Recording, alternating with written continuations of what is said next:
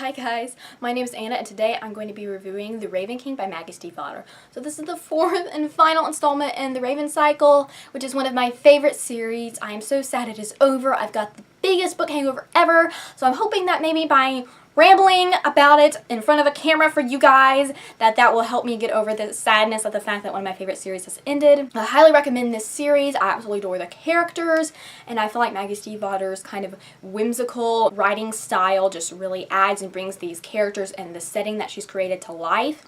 If you have attempted to read The Raven Boys and you just could not get into it, I recommend going halfway through, because that's once you kind of get used to Maggie Stiefvater's writing style, and that's when more of the build-up and the world building is kind of done and you're thrust more to the plot and you're already kind of situated with already knowing these characters. By that point you should be feeling emotionally attached to everybody. I love all the different kind of magical things or magicalisms or whatever that Maggie Stiefvater has in this series. It's such a unique take on magic. It's not the typical, you know, controlling the four elements or telekinesis or, you know, that kind of thing. It's this very unique, specific kind of magic that seems almost believable in a way. Somehow she makes it seem like this world could be real, like our world today could have these other layers to it that we simply cannot access or haven't accessed yet. There's always this sense of hope, this sense of reaching for something more, needing something more. And I think a lot of people can relate to this dissatisfaction with daily life and wanting, almost needing that more, that magic, that something, that adventure, you know. And I feel like that was something that she really appealed to well in this series, you know, your inner adventure or whatever, where you can live through that. And that's why a lot of people like books, you know, you get to experience something more. You get to experience a new world, new friends, this magic that, you know, is not there in everyday real life. And that's, I think, why we love this as a means of entertainment so much, is just how much we can get out of the storytelling. So I feel like this book wrapped up everything really well. Any dangling plotline, everything was wrapped up perfectly. I was really satisfied with this book. Again, I still feel like there's a lump in my throat because I've enjoyed this series so much and I'm so upset that there's not going to be more of these characters. I'm more emotionally attached to these characters and I'm not going to see more from them than, let's say, the Lunar Chronicles. I love that series, but reading Winter and ending Winter didn't make me feel just this melancholy sadness that I was never going to see anything from these characters again. I enjoyed it, but I didn't have the same level of emotional attachment that I have to these, which I'm comparing, you know, my two reviews of that I have up on this channel right now of, you know, in novels. This is a series I think about all the time. I know this novel is going to linger with me for a very long time. I loved it.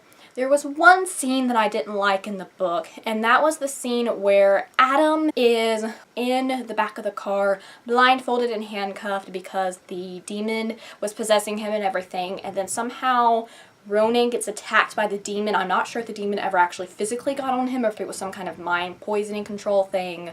And it was kind of confusing what was going on. And I don't know if that was intentional for you to feel the chaos that everyone else was feeling, but I almost didn't have the emotional connection to what was going on because of the confusion. Because Ronan dying should have had this absolute, just horrific emotional reaction in me. And it did once Adam got the blindfold off and I actually fully knew what was happening. So I kind of think that would have been better either for it to have been from someone else's point of view who wasn't blindfolded, where you could actually see what was happening. I needed a little bit more detail there, I feel like, to have that emotional punch that it had. The end of Ganzi's sacrifice and just the layers that you've learned about his character, his more vulnerabilities, and how he needs this family of just these close friends and people who understand his spirit, and the fact that he had finally found that and that he was willing to sacrifice himself to save them was heartbreaking, and it showed just the perfect example of his character, of who he was. And I am very happy on the one hand that he's not, you know, permanently dead. Cabe's water somehow, through magical stuff, whatever, brought him back to life. But at the same time, it's sad that in a way the emotional impact of that is lost, that he could come back, because I would be left feeling more emotionally upset if he was obviously just, he was gone. This was the one thing in this world that you can't reverse. The one thing that magic can't do is to bring back you know, life, because Gansey was dead, but he wasn't truly dead. I love the reveal that after all of this, it wasn't actually Glendower that brought him back to life. It was Noah, his spirit, when he died, because of being a ghost and being like intermissed in time. It was like, you know, as he said, life was like a loop or a circle. So he got to know Gansey and then came back when he was a ghost, when he was, you know, dead, when he first died or whatever, and went to Gansey and told him and used Cave's water because he was favored by Cave's water or whatever, and brought him back to life. I love that final little peek of Noah, because you don't see quite as much of Noah in this final book, so I thought that was a wonderful thing. And it seemed like at that point, when that revelation happened, it seemed like he moved on, you know, he went to peace or wherever. I love that. I thought that was a really nice touch. I like the fact that Blue and Gansey finally, you know, came out with their relationship or whatever, and they were willing to be honest about it, and we got over the annoying drama of Adam, the sort of kind of love triangle that you had going on, but it was a love square, because you also had Ronan in there, and I'm glad that they moved that behind them. I'm glad that Adam seemed to have some character growth, which is kind of, you know, like, oh yay, there's time for character growth in the last book, what? But there was, he seemed to realize how he could hurt people without realizing it, how to realize that people weren't necessarily trying to give him charity or just pitying him. It was because they loved him, and you do things for people you loved. I felt like there was that development in him. Of course, Ronan and all the revelations you have about Ronan. He's my favorite character. I love him so much. I actually found myself skimming some chapters to get to his chapters, because, which again is like a hit or miss thing with multiple point of view novels. You can either love all the point of views, or you could be like, well, hurry up and let me get to the chapters with my baby in it. And that is kind of how I felt a little bit with this one. I was like, okay, where's Ronan? Where's Ronan? I just, again, adored his chapters, adore his character. I'm normally not this big troubled bad boy character fan, but with Ronan, there's so much depth to him more than that. Gosh, him with his mother when he finds out that she's died in the dream world or whatever, and him waking up, and him being in the car and just asking Gansey, like, just tell me what to do or whatever, where he just cannot function. That was so heartbreaking. And then, you know, because he won't leave the car, he won't sleep or anything, and Adam needs to sleep, so he just goes and gets on the passenger seat and then sleeps in the car so that way he's not alone. And that scene made me tear up so much. I didn't start sobbing, but it was just like this weight, like I felt the weight that Ronan was feeling. And that is when, you know, you've got a really good novel, when you start feeling the emotions that your characters are feeling. I can't rave about it enough. I am so happy, because God, I was so scared going into this that I was going to be really disappointed. So I'm so happy that it was a fitting ending. It was a worthy ending of this series, even though I'm super duper depressed. I don't know what I'm going to do with my life now that it's over and I don't have the next one to look forward to. I love how everything seemed to come full circle.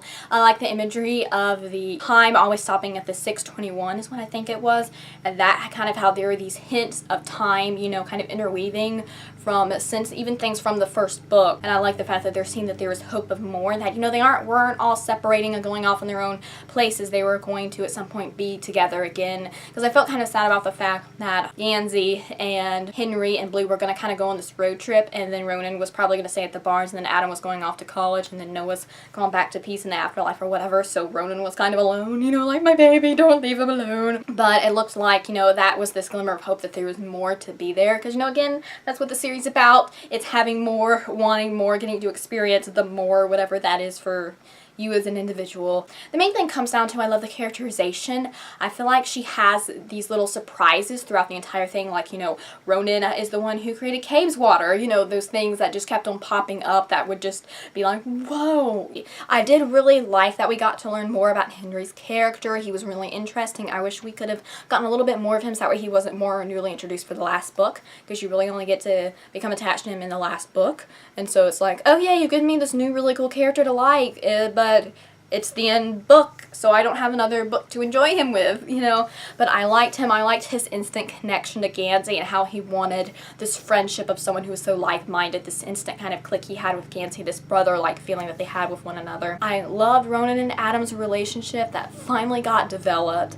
I like the fact that, because again, originally I was like, we're hinting at something, but I'm not sure if I'm gonna like it, because I feel like Adam isn't worthy of Ronan, because he has moments where he can be a little shithead and hurt people's feelings.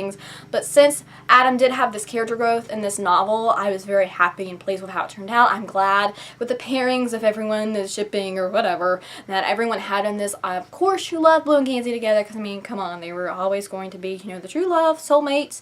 And then I liked the fact that how you got, you know, Adam and Ronan together. Nobody's alone except for Noah, wherever poor Noah is. I can't even remember if I've said it now, but I love the reveal of Blue as being that half-tree spirit person that she is, and how that explains, you know, her personality, how she's kind of felt, you know, like she couldn't really fit in anywhere, and how that explains some about aspects of her personality. That was so shocking. I think that's it. I'm sure after I'm done filming this and once I'm editing it, I will be like, there are a million more things that I wanted to say that I forgot to say, and I kept on just saying, I loved it over and over again, and I had all these more concrete details that I wanted to discuss.